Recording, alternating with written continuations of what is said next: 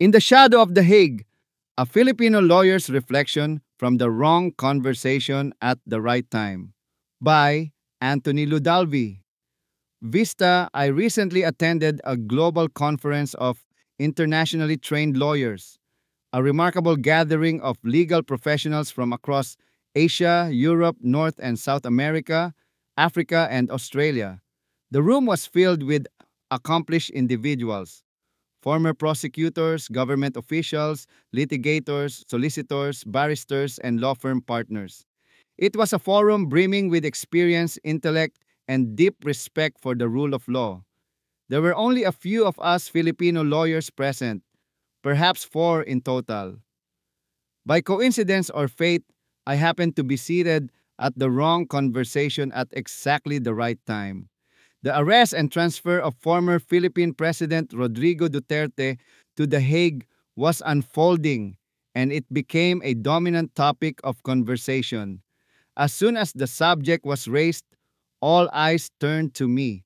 I was the Filipino at the table, and the questions came almost immediately, clear, direct, and unrelenting.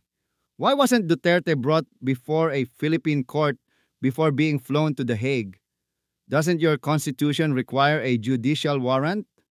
Doesn't the Rome Statute, particularly Article 59, require local court review prior to any surrender?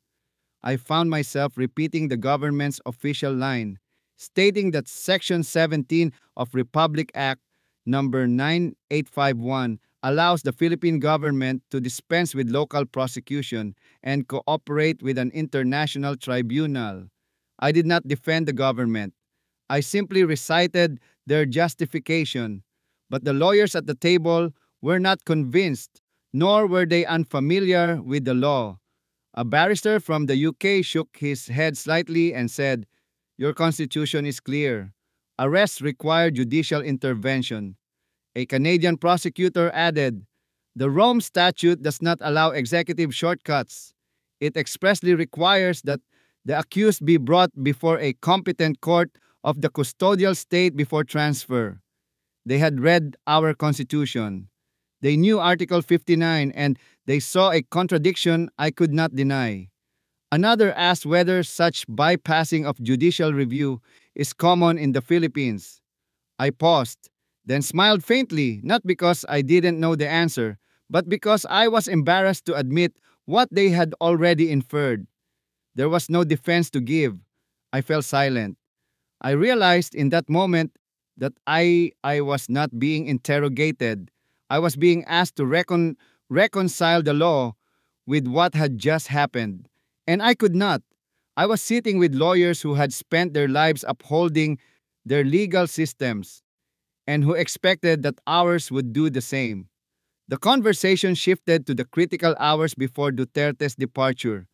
One Canadian lawyer asked whether any court in the Philippines had issued a temporary restraining order, TRO, while Duterte was still at the airport, awaiting his flight to The Hague. I explained that a petition had been filed seeking immediate injunctive relief, but no TRO was granted. He responded almost instinctively that if it had happened in Canada, the Supreme Court, or even a lower court, would have promptly issued a TRO to preserve the individual's liberty until the legal questions could be fully resolved.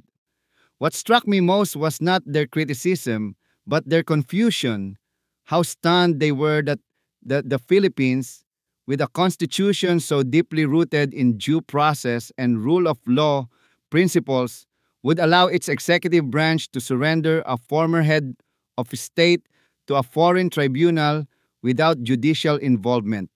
To them, it was not just a legal flaw, it was a constitutional crisis. And yet, back home, the issue is still debated as if the law is vague or the situation unprecedented. But to the lawyers in that room, seasoned professionals who understood both domestic and international law, it was neither. They understood what was required, and they knew it had not been followed.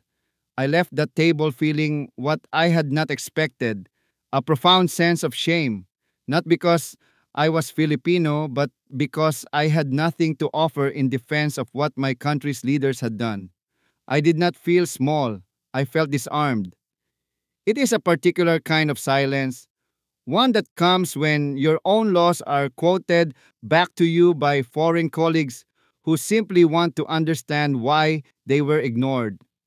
I don't blame them for asking. I would have asked the same if I were in their place, and I cannot forget the way they looked at me, not with accusation, but with disappointment, as if they had hoped for a better answer. I left the conversation not defeated, but resolved. Our laws deserve more than lip service. They deserve enforcement. They deserve fidelity. And if our institutions fail to defend them, then those of us who understand them must speak, not just in court, but wherever the world listens, even if it's around a table of strangers, in a foreign land, during the wrong conversation at the right time.